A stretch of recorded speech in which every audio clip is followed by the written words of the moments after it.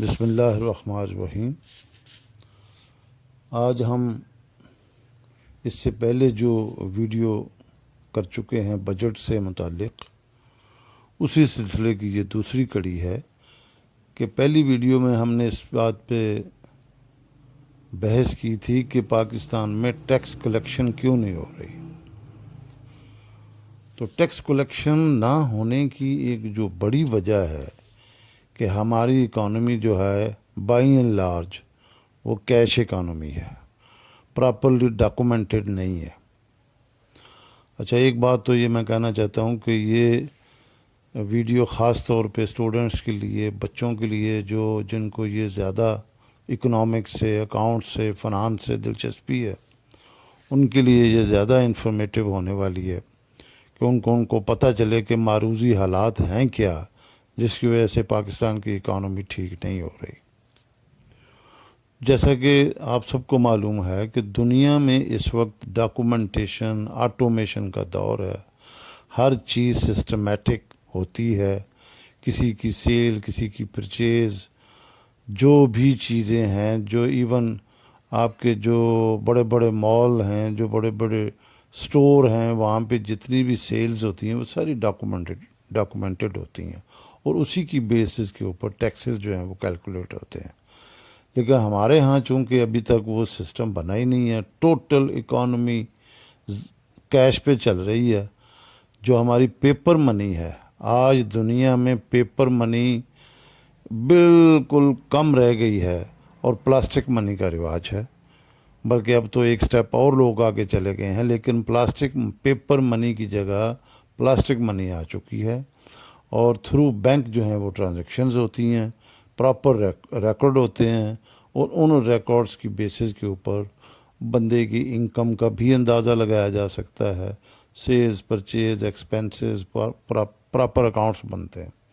लेकिन चूँकि यहाँ पे अगर आप हमारा देखें, जो सर्विसेज सेक्टर जिसकी हमने बात की थी, जिसमें हमारे सरे फहरिस्त जो हैं ये हमारे जो रिटेलर्स हैं, मतलब दुकानदार तबका पूरे पाकिस्तान में देखे एक जाल की तरह, एक जनरल स्टोर से लेके डिपार्टमेंटल स्टोर या हार्डवेयर स्टोर या इंडस्ट्रियल मटेरियल के, इलेक्ट्रिकल के, मैकेनिकल्स के, होटल्स हैं, शादी हॉल्स हैं, आर्किटेक्ट्स हैं, वर्कशॉप्स हैं, डॉक्टर्स हैं, वेंडर्स हैं, फूड चेन्स हैं हमारी।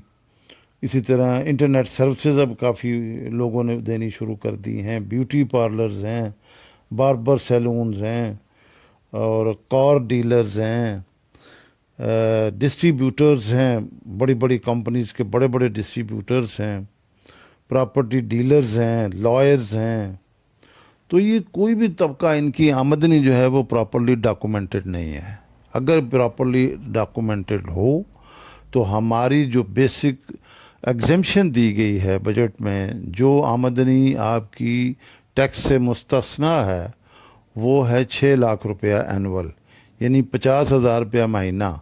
अगर आप 50,000 महीने से के अंदर कमा रहे हैं तो आपके ऊपर टैक्स नहीं है, इनकम टैक्स नहीं है। लेकिन अगर आप 50,000 से ज़्यादा कमा रहे हैं पर मंथ, तो इसका मतलब ये है कि आपकी इनकम टैक्सेबल हो गई है और आपको प्रोपोर्शनली जिस ब्रैकेट में, जिस स्लैब में आप आएंगे, आपको टैक्स देना पड़ेगा। अब 50,000 का महीने का मतलब ये है कि 25 वर्किंग डे भी अगर आप महीने में लगाएं तो 2,000 रुपया पर डे बनता है। अब ये देखें कि आप इर्द गिर्द अपने छोटे से छोटा को खांचा फरोश भी अगर देखें तो वो भी देखें कि क्या 2,000 रुपया महीना अगर वो आपकी नज़र में कमा रहा है, या 2,000 से ज़्यादा 2,500 रुपया, 2,000 कमा रहा है तो ठीक है, लेकिन अगर वो 2,500 पर डे कमा रहा है एवरेज, तो उसकी इनकम जो है वो टैक्सेबल है। या वो 3,000 कमा रहा है तो इसका मतलब है उसकी इनकम टैक्सेबल है। लेकिन चूँकि उसका कोई रिकॉर्ड नहीं है, कुछ नहीं है, ज़बानी वो लेके चीज़ें आ रहा है, ज़बानी बेच रहा है, कोई डॉक्यूमेंटेशन है नहीं। पाकिस्तान में आज भी 20% से कम लोग हैं जिनके बैंक अकाउंट हैं। सब कैश ट्रांजैक्शंस हो रही हैं, कैश का लेना, कैश का देना। तो ये डॉक्यूमेंटेड की तरफ अगर गवर्नमेंट सीरियस हो, ये सारे अरबाब इख्तियार सीरियस हों, तो सबसे पहला काम जो करने वाला है वो तो ये है कि ये बड़े बड़े आपके जो प्राइस बॉन्ड हैं, जो करप्शन को हवा देते हैं, जो कैश इकोनॉमी को हवा दे, प्राइस बॉन्ड बंद करें, बड़े करेंसी नोट बंद करें। मसलन 5,000 का नोट फ़ौरन बंद होना चाहिए, 40,000, 25,000, 7,500 वाले इनामी बॉन्ड बंद होने चाहिए, इवन 1,000 का नोट भी बंद हो जाना चाहिए। इंडिया ने आपके करीब वो आपके हमसाए में ये चीज़ प्रैक्टिस करके देख ली है। उन्होंने वो एक बीम इंट्रोड्यूस करवाई थी जो हर जगह पे वो मौजूद होती थी, और थ्रू बैंक के साथ उसका लिंक था, और बैंक के थ्रू उसकी ट्रांजैक्शंस होती थी। तो हर बंदे को ये मजबूर किया जाए कि वो बैंक अकाउंट खोले, और उसकी हर चीज़, उसकी जो सेल परचेज थ्रू बैंक जानी चाहिए, ताकि वो प्रॉपर रिकॉर्ड पे आए और पता चले कि ये क्या कर रहा है। लेकिन इसमें पूरी की पूरी आबादी, इसमें जितने आपके ये कारोबारी तबका है, ये बहुत बुरी तरह रजिस्ट कर रहे हैं। उसकी एक छोटी सी मैं मिसाल आपको देता हूँ कि अभी जो 30 जून 2021 को जो साल फाइनेंशियल ईयर बंद हुआ है, उसमें सिर्फ लाहौर शहर में जो गाड़ियाँ रजिस्टर हुई हैं, एक्साइज एंड टैक्सेशन डिपार्टमेंट ने 8 अरब रुपया सिर्फ कमाया है रजिस्ट्रेशन चार्जेस के तौर पे। तो आप अंदाज़ा लगा सकते हैं, जो गाड़ियाँ 8 अरब रुपए में रजिस्टर हुई हैं, तो वो जो कार डीलर जिन्होंने ये कारें बेची हैं, और वो उन्होंने कितना पैसा कमाया होगा, और उनका जो उन्होंने पैसा कमाया, तो फिर क्या प्रोपोर्शनली उन्होंने उतना टैक्स दिया? बिल्कुल नहीं दिया, अशरे अशीर भी नहीं दिया होगा, यकीनन नहीं दिया होगा। इसी तरह से हर एक में आप कोई डिस्ट्रीब्यूटर पकड़ लें, आप कोई आर्किटेक्ट पकड़ लें, कोई आप शादी हाल पकड़ लें, आप कोई होटल पकड़ लें, ये कोई भी जो है वो प्रॉपर अपनी वो ट्रांजैक्शन जो है उसके मुताबिक वो नहीं देते। तो ये सारे का सारा निज़ाम जो है, इसको डॉक्यूमेंट करने के लिए शर्त ये होनी चाहिए, कैश को डिस्करेज किया जाए, और गवर्नमेंट को स्टेप बाय स्टेप बैंकों की तरफ थ्रू बैंक लेके जाएं, थ्रू बैंक ट्रांजैक्शन होनी चाहिए। आजकल तो बड़ी सोफिस्टिकेटेड सारा प्लास्टिक मनी होनी चाहिए, कैश को डिस्करेज करें, और हर एक को कहा जाए कि भाई अपना डॉक्यूमेंटेशन करें, अपने डॉक्यूमेंट्स बनाए, रिकॉर्ड करें चीज़ों। तो यकीन माने इतना टैक्स जमा हो सकता है यहाँ पे कि ये मुल्क की काया पलटी जा सकती है। जितना लोग कमा रहे हैं, जो तबका कमा रहा है वो बहुत ज़्यादा कमा रहा है, और जो नहीं कमा रहा, जो गरीब आदमी है, जो एक ब्रैकेट से, एक लाइन से नीचे है, उसका बहुत ही बुरा हाल है। तो ये जो हमारी डिस्पैरिटी हो गई है, ये बहुत ज़्यादा है, और ये दिन ब दिन बढ़ती जा रही है। इसी तरह जो हमारा FBR का स्ट्रक्चर है, जो टैक्स पूरे पाकिस्तान से कलेक्ट करते हैं, उनको तो माशाल्लाह बहुत सारे टैक्स तो उनको घर बैठे मिल जाते हैं। जैसे उन्होंने पेट्रोलियम प्रोडक्ट्स के ऊपर लेवीज़ लगाई हुई हैं, सेल्स टैक्स लगा हुआ है। वो जो भी बंदा सुबह पेट्रोल का 1 लीटर मोटरसाइकिल में डालेगा, तो उसने उसके ऊपर सेल्स टैक्स दे के आना है, PDL दे के आना है। इसी तरह मतलब जो कंज्यूमर गुड्स हैं वो लोग इस्तेमाल करेंगे, उनके ऊपर सेल्स टैक्स है, वो ऑटोमेटिकली वो कंज्यूम करेंगे। जितना को ज़्यादा कंज्यूम करेगा उतना ज़्यादा टैक्स पे करेगा। लेकिन इसी तरह से जो आपका 40% के करीब टैक्स जो है वो इंपोर्ट से आ रहा है।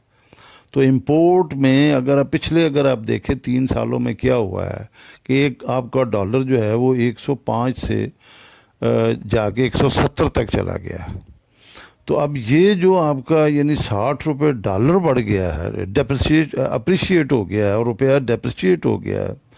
तो ये आप देखें कि कितने परसेंट, तकरीबन मोर देन 50% हो गया। लेकिन 50% भी का मतलब ये है कि जो इम्पोर्टेड चीज़ें हैं उनके ऊपर तो टैक्स आपका 50% तो स्ट्रेट वे वैसे ही बढ़ जाना चाहिए ड्यू टू करेंसी डिवैल्यूएशन। लेकिन इसके बावजूद आप कराची पोर्ट पे देखें क्या हो रहा है, आप जितने एयरपोर्ट्स हैं वहाँ पे देखें क्या होता है, और ड्राई पोर्ट्स पे क्या होता है। आपकी जो अफ़गानिस्तान में जो है तुरखम का बॉर्डर है, चमन का बॉर्डर है, फिर आपका अफ़गान ट्रांजिट ट्रेड जो है, इसमें क्या क्या हो रहा है। तो चीज़ें इसमें स्लैब्स बने हुए हैं। अब फ़र्ज़ करें, सपोज़ करें कि एक चीज़ है से किसी चीज़ का एक आइटम का नाम ए नाम है, मैंने वो इंपोर्ट की है, उसके ऊपर 25% ड्यूटी है। लेकिन ये है कि उसके साथ ही कुछ चीज़ ऐसी है जो उसको कंपोनेंट्स में ले गए हैं, तो उसके ऊपर 5% ड्यूटी है। तो ये सारे लोग अथॉरिटीज़ मिल के तो वो उसको 5 की बजाय उसकी जो है सेटलमेंट जो है वो 25% वाली की बजाय वो 5% में या 10% में कर रहेंगे, और ये सारे का सारा जो उसमें फ़ायदा होता है इंडिविजुअल को, लोगों ने अपने जत्थे बनाए हुए हैं, अपने क्लियरिंग एजेंट्स के साथ उन्होंने लाइनें फिट की हुई हैं। ये हर जगह हो रहा है, पूरे पाकिस्तान में हो रहा है, कस्टम ड्यूटी में हो रहा है, यानी एयरपोर्ट्स पे हो रहा है, कराची हो रहा है, ड्राई पोर्ट्स पे हो रहा है, अफ़गान ट्रांजिट ट्रेड में और अफ़गान बॉर्डर पे इतनी ज़्यादा इन चीज़ों में करप्शन हो रही है, तो टैक्स कैसे इकट्ठा होगा? इन सारी चीज़ों को प्लग करने की ज़रूरत है, और लोगों को खुदा का खौफ करना चाहिए और मुल्क का ख्याल करना चाहिए। और जो देने वाले हैं उनको भी बजाय लोगों को आप 2 नंबर तरीके से उनकी जेब में डालें। आप मुल्क के अकाउंट में पैसा क्यों नहीं देते? मुल्क में अकाउंट में दो, अगर आपने ये मुल्क को बेहतरी की तरफ लेके जाना है। और दूसरा, ये डॉक्यूमेंटेशन की तरफ जाएं और प्रॉपर तरीके से टैक्स दें। इसमें सारे टैक्सेस में सेल्स टैक्स है, इसमें आपकी जो एक्साइज ड्यूटी है, कस्टम्स है, और बहुत सारी चीज़ों के ऊपर गवर्नमेंट ने रेगुलेटरी ड्यूटीज़ लगाई हुई हैं। किसी की इंपोर्ट डिस्करेज करते हैं, डोमेस्टिक इंडस्ट्री को अगर प्रमोट करना है तो वो करते हैं, उसमें जो है वो एम्बेजलमेंट है और मिस अप्रोप्रिएशन हो जाती है। तो ये सारे का सारा निज़ाम ये कोई इतना मुश्किल नहीं है, सिर्फ क्रेडिबल लोग होने चाहिए, ऐसे लोग जो ऑनेस्ट लोग हों, जो कॉम्पिटेंट लोग हों, जो जिनके दिलों में मुल्क का दर्द हो, अपनी जेबें भरने का दर्द ना हो।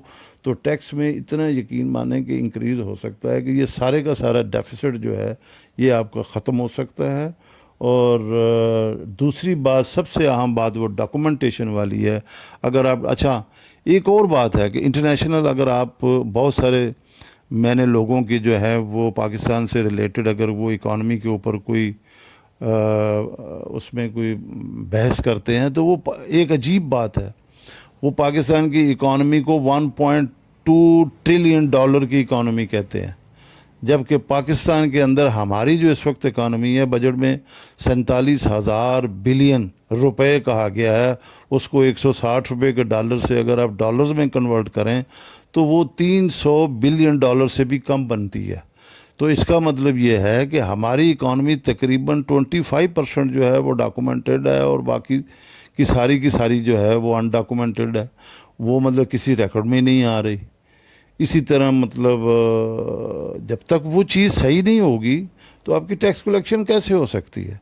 तो ये कैश को डिस्करेज करना और डॉक्यूमेंटेशन की तरफ चाहिए, ये काम बहुत पाकिस्तान के मौजूदा कल्चर में बहुत मुश्किल है, इसलिए कि इतने जत्थे बन गए हैं। इतने, आप देखें कार डीलर्स की मैं बात कर रहा हूँ, कार डीलर्स एसोसिएशन है, और इसी तरह मतलब आपके जो हैं होटल्स की अलहदा एसोसिएशन है, शादी वालों की अलहदा एसोसिएशन है, डॉक्टर्स की अलहदा एसोसिएशन है। जिसको भी आप ज़रा सा हाथ लगाएंगे वो रिएक्ट करेंगे और जनाब वो बाइकआउट करेंगे और हड़तालें करेंगे और लोगों को तंग करेंगे, और कहीं अल्टीमेटली गवर्नमेंट को घुटने टेकने पड़ते हैं और बात वहीं की वहीं रह जाती है। इसी तरह टेलर्स हैं आपके, ये देखें आप कई दफ़ा ये हड़तालें कर चुके हैं कि जी कभी वो कहते हैं जी फ़िक्स टैक्स ले लें, कभी वो कहते हैं जी हमने इतना नहीं देना, इतना देना है। और गवर्नमेंट ने आईडी कार्ड की पाबंदी लगाई थी, उसको लोगों ने इतना ज़्यादा रिएक्ट किया। तो ये at the end of the day इस मसले का, इस कौम का हल यही है, ये हो सारी इसमें जो तबाही हो रही है ना, वो गरीब की तबाही हो रही है। जो पूरे आबादी में, जैसे हम पहले पिछली वीडियो में जिक्र कर चुके हैं कि तकरीबन 9 करोड़ की मिडिल क्लास है जो ड्राइविंग फोर्स है इस मुल्क की, जो मुल्क को चला रही है। बाकी के लोग तो गरीब गुरबा हैं, वो तो बेचारी सुबह दिहाड़ी लगाते हैं, शाम को रोटी खाते हैं। अब तो ये सारे का सारा जो प्रेशर है, जो बर्डन है, जो ट्रिकल डाउन इफ़ेक्ट नहीं हो रहा, वो जो बाकी के आपके समझ लें कि 14-15 करोड़ लोग हैं, 15 करोड़ लोग हैं जो गरीब लोग हैं, ये सारे का सारा बर्डन अल्टीमेटली उनकी जो चीज़ों पे आपने सेल्स टैक्स और एक्साइज ड्यूटीज़ और अब किचन आइटम्स के ऊपर लगाए हुए हैं, वो गरीब आदमी जो है वो बर्दाश्त कर रहा है। तो अब ये बहुत ही इस मुल्क को बेहतर करने का एक ही तरीका है कि ये डॉक्यूमेंटेशन की इनको लेके जाया जाए, इन लोगों को, और वहाँ से आप जो सेल्स टैक्स वगैरह कंज्यूमर आइटम्स पे आपने लगाए हुए हैं वहाँ से उसको हटाएं, और इनसे इनकम टैक्स की मद में जो ये कमा रहे हैं इनसे आप रिकवर करें। तो अपने डेफिसिट सीधे करें और बजट को बैलेंस करें और अगले कर्जे लेने जो हैं वो बंद करें। अब दूसरा एक और इशू है कि बैंक जो हैं हमारे, बैंकों के पास जितनी लिक्विडिटी इस वक्त पड़ी हुई है, वो बैंक प्रेफर करते हैं कि वो गवर्नमेंट के, क्योंकि गवर्नमेंट का डेफिसिट होता है, गवर्नमेंट ने 4,000 अरब के करीब सालाना उसने कर्ज लेना है, तो कर्ज के लिए उसको वो जो डोमेस्टिक उनको रुपए में कर्ज चाहिए वो पाकिस्तानी बैंकों से लेते हैं। तो पाकिस्तानी बैंकों में वो पीआईबी, पाकिस्तान इन्वेस्टमेंट बॉन्ड, वो देते हैं उनको, ट्रेजरी बॉन्ड्स देते हैं 3 महीने के, 6 महीने के, साल महीने के। तो उसमें बैंक ज़्यादा इन्वेस्ट करते हैं और वो सेफ़ एंड सिक्योर समझते हैं अपनी इन्वेस्टमेंट को, क्योंकि उनको ये पता है कि अगर हम एसएमई या स्मॉल एंड मीडियम एंटरप्राइज या एग्रीकल्चर या छोटे बिजनेसमैन को कर्ज देंगे तो उसमें रिकवरी शायद हमारी उस लेवल की नहीं होगी, तो हम क्यों रिस्की काम मतलब वो करना ही नहीं चाहते। और पाकिस्तान की इकॉनमी उसी शक्ल में उठेगी कि आप निचले लेवल पे आम आदमी को लाख 2 लाख 3 लाख का कर्ज दें और बैंक दें और उसको प्रॉपर मॉनिटर करें और वो अपना बिज़नेस उसमें वो चलाए, उसको प्रोग्रेस करे, बेहतर करे और उससे कमाए और बैंक का कर्ज वापस करे। लेकिन बैंक चूँकि डरते हैं, पाकिस्तान में कल्चर भी कुछ ऐसा है, और सबसे बड़ी ख़राबी हमारी ज़राअत का बेड़ा गर्क भी इसीलिए हुआ है। कुछ हमारे लोगों की अपनी जो मोरालिटी, अखलाकियात हैं, वो बिल्कुल ज़मीन बोस हो चुकी हैं। लोग लेते पैसा किसी काम के लिए, ख़र्च कहीं और कर देते हैं, तो at the end of the day जाके डिफ़ॉल्ट कर जाते हैं, पैसा वापस नहीं करते और बैंक जो है वो वापस आइंदा से डर जाते हैं। वो कहते हैं जी नहीं हम इनको, तो वो इस तरह की जो रिस्की जो है वो इन्वेस्टमेंट वो भी नहीं करते। तो जब ये टैक्स आपके बेहतर होंगे, गवर्नमेंट का बजट का खसारा कम हो जाएगा या ख़त्म हो जाएगा, तो बैंक मजबूर हो जाएंगे कि उनके पास जो लिक्विडिटी पड़ी है, जो पैसा पड़ा है, वो फिर गवर्नमेंट तो मांगेगी नहीं, गवर्नमेंट को तो ज़रूरत नहीं होगी, तो वो पैसा फिर आपका अल्टीमेटली बिजनेसमैन को, इंडस्ट्री को, वो एसएमई को जो है स्मॉल एंड मीडियम एंटरप्राइजेज़ को और एग्रीकल्चर को मजबूर हो जाएंगे वो पैसा लोन देने के लिए, और वो लोन लेंगे, उससे अपना बिज़नेस जो है वो डेवलप करेंगे और इस तरह अक्रॉस द बोर्ड मुल्क में तरक्की होगी और अल्टीमेटली जाके गवर्नमेंट की जो है, हुकूमत की जीडीपी भी बढ़ेगी, लोगों को रोज़गार भी मिलेगा और इकॉनमी जो है वो ट्रैक पे आएगी। और आखिरी बात जो है वो सबसे अहम मसला जो हम पहले भी जिक्र कर चुके हैं कि जो हमारा जो मैकेनिज़्म है, जो रिकॉर्डिंग्स का जो इदारा शुमारियात है, जो हमारा स्टैटिस्टिक्स डिवीज़न है, उसकी परफॉर्मेंस बहुत ही पुअर है। उनके लिए आजकल तो ऑटोमेशन का दौर में कोई निज़ाम ऐसा बनाओ कि हर चीज़, आजकल तो यहाँ बैठ के आप सिस्टम में चीज़ अपलोड करें और एफबीआर में और इस्लामाबाद फौरी तौर पे उसी तरह वो हो जाता है। जैसे सेल्स टैक्स में एफबीआर कर भी रहा है कि वो इनपुट आउटपुट सारा वो एक पार्टी जो है वो अपलोड करती है, लेकिन वॉइस निकलती है तो वो अपलोड करते हैं, उनके रिकॉर्ड में फ़ौरन चला जाता है। तो इसी बेसिस के ऊपर ये नीचे ग्रॉस रूट लेवल पे लेके जाना चाहिए और ये चीज़ें प्रॉपर रिकॉर्ड पे हैं और ये इतना टैक्स जमा हो जाएगा, आपका खसारा भी पूरा हो जाएगा। और बैंक जिनके पास इस वक्त बड़ा बैंक 10,000 के एसेट्स हैं, उसके किसी के 7-8 हज़ार के एसेट्स हैं, बड़े 5 बैंक जो हैं उनके पास बहुत पैसा है, बड़ी लिक्विडिटी है, लेकिन आम आदमी के लिए लोन नहीं है। आप 5 मतलब लोन लेने जाएं वो देते ही नहीं है किसी को।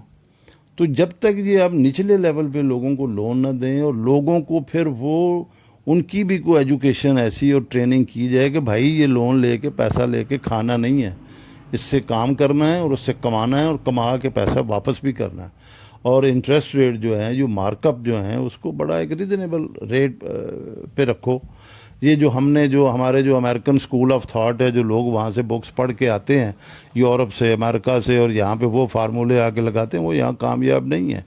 वहाँ पे लोगों ने लिंक किया हुआ है यूरोप में और अमेरिका में कि इंटरेस्ट रेट और इन्फ्लेशन को वो आपस में लिंक करते हैं कि ये दोनों जो हैं, ये दोनों मतलब डायरेक्टली प्रोपोर्शनल हैं। यानी अगर इन्फ्लेशन बढ़ेगी तो वो फिर इंटरेस्ट रेट बढ़ा देते हैं ताकि कंजम्पशन जो है उसको डिस्करेज किया जाए क्योंकि जब वो मतलब वहाँ पे तो हर बंदा वो हायर परचेज पे लेके बैठा होता है, उसने हर चीज़ किस्तों पे ली होती है।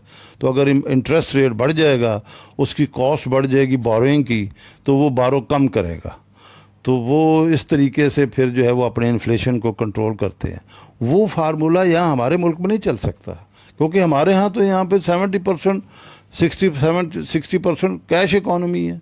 एक बंदे ने बैंक जाना ही नहीं है, उसने उधार लेना ही नहीं है। अगर कहीं से लेना तो उसने दस्ती देना, दस्ती कर लेना, बैंक से साथ उसका ताल्लुक ही नहीं है। तो आप इंटरेस्ट रेट जितना मर्जी बढ़ा लें, उससे इन्फ्लेशन कंट्रोल नहीं होता। तो ये सारी चीज़ों करके अगर ये जो लाइनें हैं, जो गुजारिश हम कर चुके हैं, इनकी तरफ ध्यान दिया जाए। हुकूमत जानती सारा कुछ है, लेकिन ये सिर्फ जो है ना rate of the government weak होने की वजह से और लोगों के रिएक्शन की वजह से असर्ट नहीं को कर रहा है। बड़ी बड़ी मिलिट्री गवर्नमेंट्स भी आई हैं, उन्होंने भी ट्राई किया। एक दफ़ा मुशर्रफ साहब ने सर्वे करवाने शुरू किए थे तो रास्ते में ही बंद हो गए थे। तो ये लोग इतने ताकतवर, लेकिन कहीं ना कहीं जाके आपने इनको पकड़ना होगा। अगर नहीं पकड़ेंगे तो ये मुल्क कभी ठीक नहीं हो, दिन ब दिन ये बहुत ही बुरे हालात होंगे इसके। ओके।